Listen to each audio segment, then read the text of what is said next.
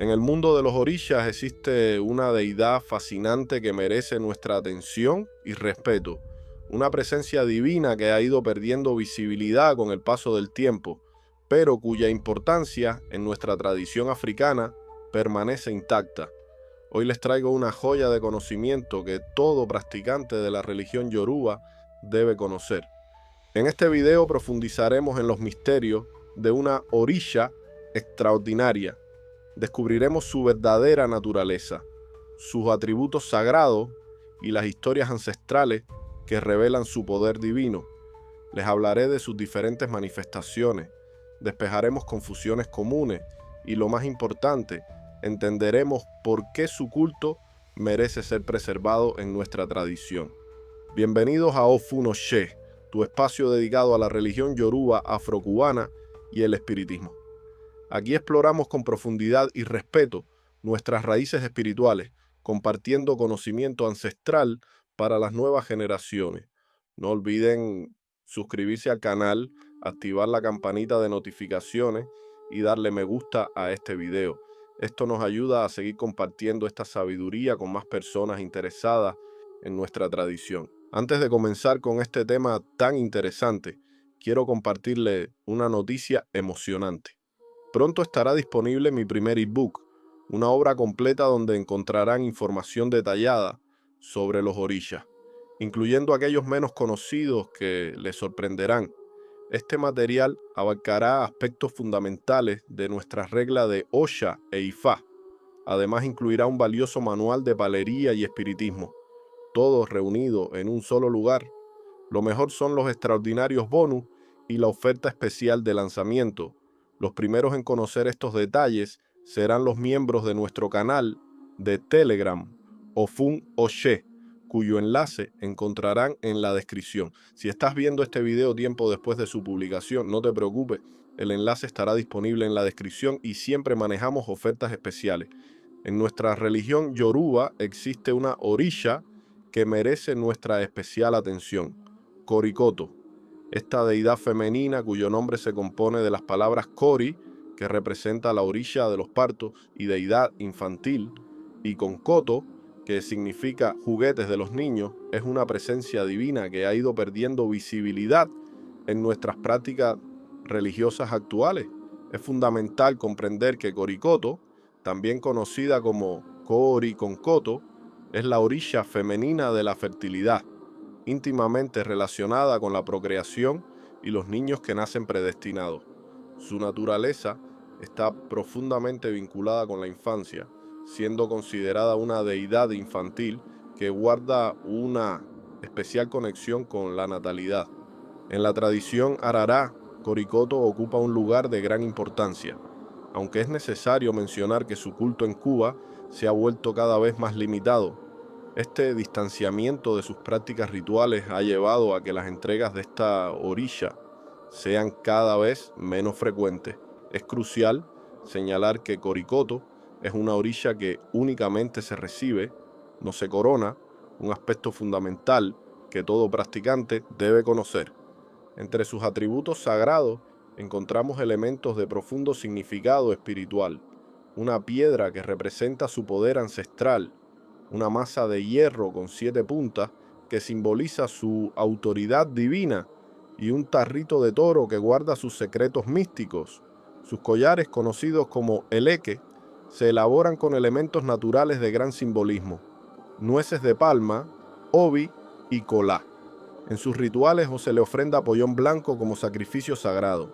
Según la rica tradición nigeriana, Korikoto tiene un papel fundamental como guardiana de la juventud. Su misión divina no se limita solo a la protección de los niños, sino que se extiende a su formación y desarrollo. Es tan profunda su conexión con la infancia que incluso tiene el don especial de ayudar a transformar el comportamiento de aquellos pequeños que presentan dificultades en su conducta. La tradición nos habla de una hermosa celebración anual donde se honra a esta orisha. En este día sagrado, todos los niños bajo su protección realizan una peregrinación al río, llevando consigo ofrendas de bananas vegetales y cocos. Este ritual se convierte en una verdadera fiesta comunitaria, donde la abundancia se manifiesta a través de comidas y bebidas que son compartidas entre todos los pequeños del pueblo. Lo más fascinante de esta celebración es lo que ocurre después. Cuando la comunidad se retira río abajo, dejan parte de las ofrendas en el lugar sagrado. Es entonces cuando ocurre algo extraordinario. El pájaro concoto, el más pequeño de la tierra yoruba, llega para alimentarse de estas ofrendas. Algunos de estos pájaros sagrados incluso eligen quedarse a vivir en la casa de Coricoto, estableciendo una conexión directa entre el mundo natural y el espiritual. Es por esta profunda relación entre Coricoto y el pájaro concoto que en tierras yoruba sus nombres se utilizan de manera intercambiable, aunque representan aspectos diferentes de la misma energía divina. Esta conexión se fundamenta en un antiguo Ese y Fa que nos habla de Awon, el cazador, y Orisha y su esposa Coricoto Concoto, junto con Olori Akewe, el jefe de los jóvenes, quien permanece siempre en el poblado para estar disponible cuando se le necesite. Existe una historia ancestral que nos ayuda a comprender la verdadera naturaleza de Coricoto. Esta narración nos habla de una mujer llamada Agán, quien anhelaba fervientemente ser madre. Tras consultar con un babalawo, este le advirtió que sería mejor no tener hijos, pero ella insistió. Después de realizar diversos ebó y rituales, finalmente concibió un hijo, pero este nació con características muy especiales. Tenía un cuerno en su cabeza y no podía hablar. La madre, protectora de su pequeño, lo mantenía oculto en casa.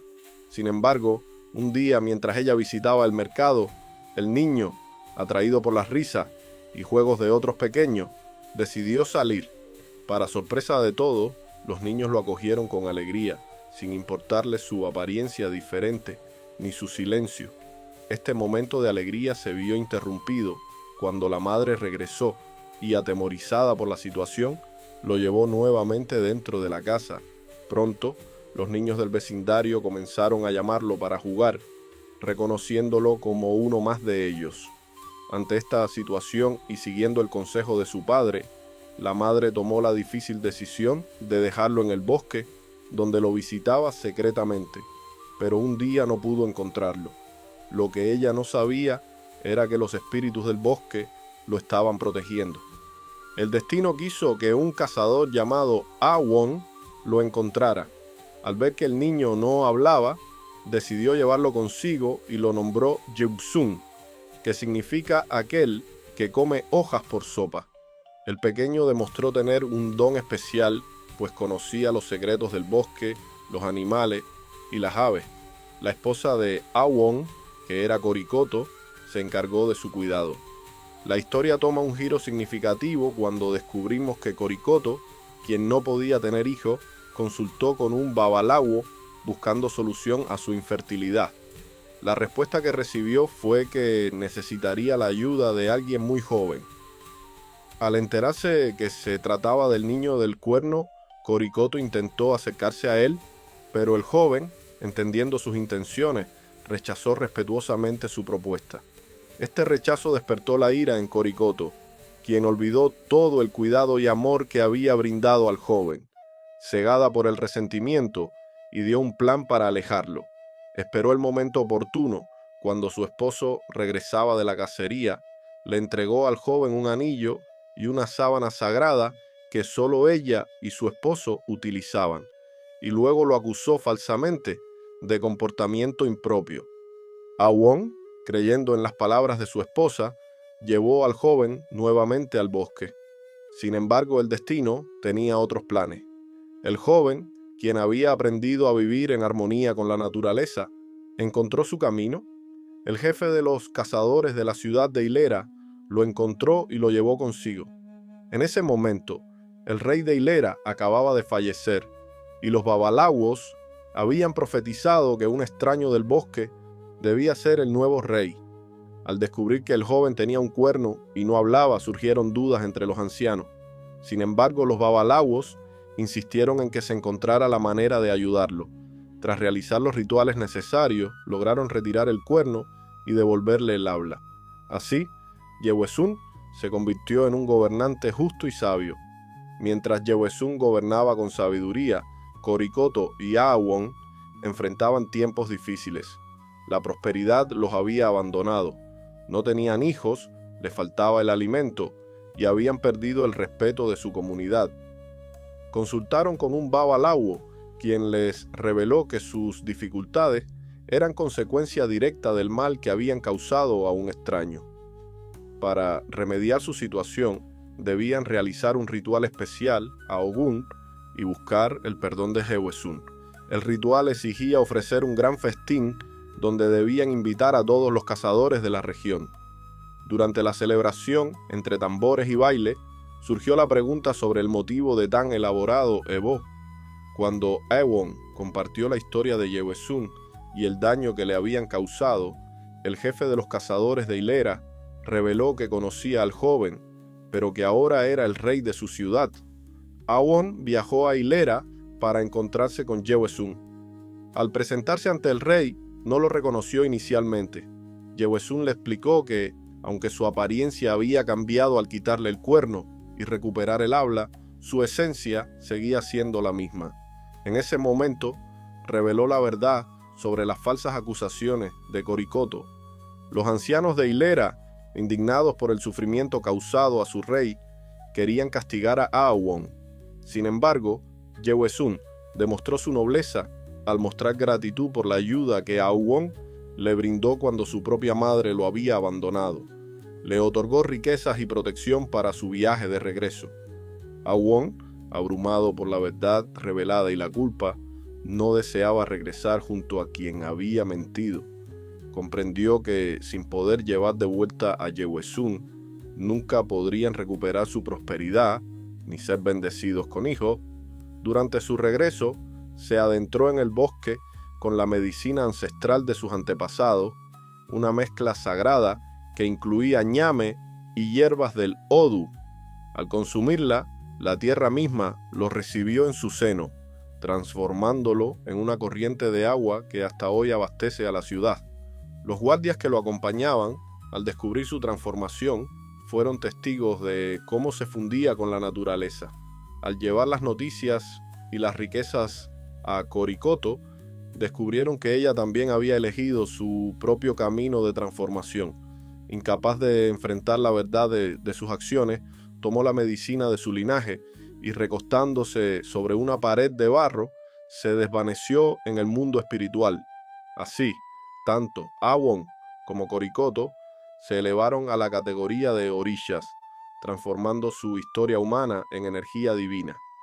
Esta historia nos enseña profundas verdades sobre la transformación espiritual y el poder del arrepentimiento sincero. Nos muestra cómo incluso nuestros errores más graves pueden conducir a una evolución del espíritu cuando existe un verdadero reconocimiento y la voluntad de cambiar. La tradición afrocubana nos revela una conmovedora historia que sucede en el Odu Ojuanimeyi. En un día especial de celebración y alegría, varios niños jugaban cerca de un río, disfrutando de las aguas cristalinas y las piedras brillantes. Sin saberlo, se fueron adentrando en zonas peligrosas, acercándose al punto donde dos ríos poderosos se encontraban formando un remolino mortal. Coricoto, con su cabello largo mecido por la brisa, observaba atentamente la escena desde la orilla. Sus ojos vigilantes notaron cómo los pequeños se acercaban cada vez más al punto donde las aguas se volvían traicioneras, donde ni el más experimentado nadador podría sobrevivir. En un instante terrible, las aguas arrastraron a los niños hacia el remolino. Sin dudarlo un segundo, Coricoto se lanzó a las turbulentas aguas. Una y otra vez se sumergió, enfrentando la fuerza del río, hasta que logró rescatar a cada uno de los pequeños, llevándolos a la seguridad de la orilla. El júbilo de las madres y los niños fue indescriptible al ver a sus pequeños a salvo. Sin embargo, el esfuerzo sobrehumano había agotado completamente a Coricoto. Su cuerpo físico, debilitado por la hazaña, fue reclamado por las aguas, pero en ese momento ocurrió algo extraordinario. su espíritu se elevó transformado en un remolino de agua dulce y cristalina. Las aguas que brotaron de su transformación caían como una lluvia bendita, iluminada por el sol en miles de colores. Cada gota que tocaba el rostro de las personas se sentía como una caricia que renovaba la vida y el espíritu. Desde ese día, su presencia se manifestó en la alegría de los niños que jugaban, en el canto de las mujeres y en la fuerza con la que los hombres trabajaban. Por este acto de amor y sacrificio supremo, Olofín le otorgó la sagrada misión de proteger a los niños desde su concepción hasta su desarrollo. Su presencia vigila los bordes de la creación, el momento sagrado del nacimiento y el cuidado de los pequeños después de llegar al mundo. Es fundamental aclarar ciertos aspectos sobre Coricoto que suelen generar confusión en nuestra tradición. Existe otro Coricoto, de naturaleza masculina, que es hermano de Orisha Oko. Esta distinción es importante porque nos ayuda a comprender que no se trata de la misma deidad, ni tampoco de un caso de hermafroditismo divino. Este Coricoto masculino, también conocido como Caricoto o Quericoto, tiene una función específica junto a Orisha Oko.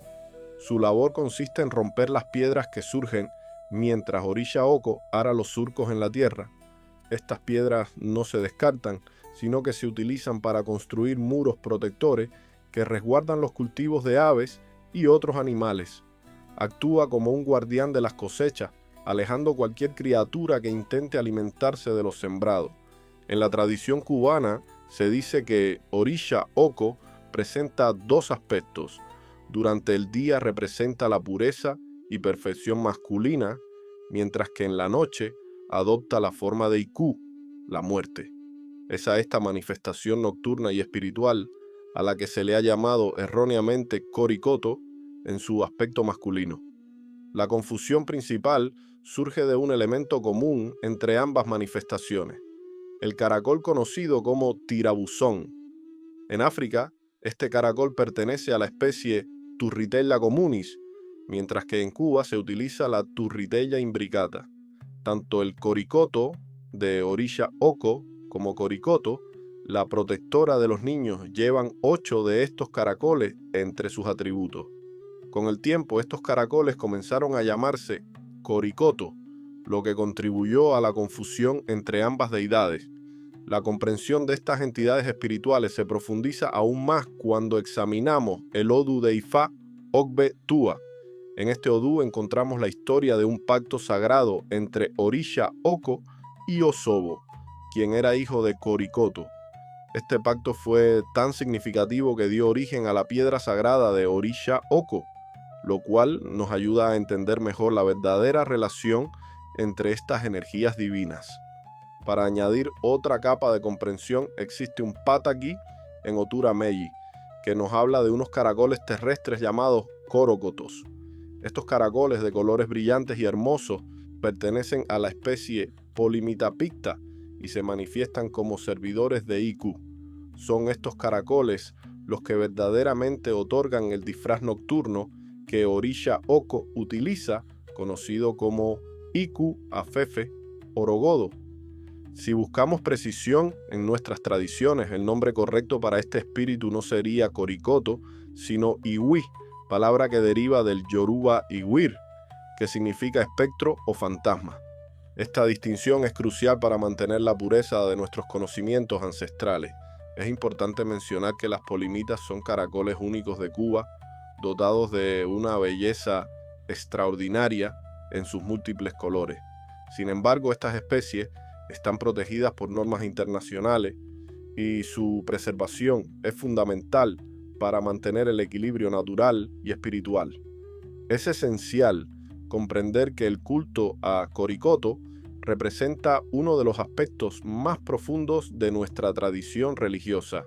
Su naturaleza como protectora de los niños, guardiana de la fertilidad y veladora de la infancia, nos recuerda la importancia de preservar y transmitir estos conocimientos sagrados. Las historias que hemos compartido nos muestran diferentes facetas de esta Orisha, su transformación de una mujer estéril a una madre divina gracias a las enseñanzas de Orunmila, su sacrificio supremo para salvar a los niños del remolino y su elevación final al plano espiritual. Cada narrativa nos enseña lecciones valiosas sobre el amor incondicional, la protección divina y la transformación espiritual. La distinción entre Coricoto, la orilla femenina de los niños, y las otras manifestaciones espirituales que comparten nombres similares, nos recuerda la importancia de mantener la precisión en nuestros conocimientos religiosos. Cada elemento, desde los caracoles sagrados hasta las ceremonias anuales, tiene un significado profundo que debemos comprender y respetar. En estos tiempos donde su culto se ha vuelto menos frecuente, es nuestra responsabilidad mantener viva la memoria y la veneración de Coricoto. Su presencia en nuestra religión nos recuerda la importancia de proteger y guiar a las nuevas generaciones, así como el poder transformador del arrepentimiento sincero y la redención espiritual. Recordemos que Coricoto no solo representa la protección de la infancia, sino también la esperanza de renovación y el poder del amor divino. Su presencia en nuestra tradición es un recordatorio constante de que los niños son nuestro futuro y su cuidado es una responsabilidad sagrada. Dice Ifá que aquellos que honran y respetan a los orillas protectores de la infancia, como Coricoto, reciben bendiciones multiplicadas en sus vidas y en las de sus descendientes, porque en la sabiduría de nuestros ancestros está la guía para proteger el futuro de nuestra tradición, que son nuestros niños. Comenten qué les pareció esta deidad, los estaré leyendo. Iboru, Iboya, Iboshishe, que Orunmila me los cubra con su manto de sabiduría y me los proteja siempre.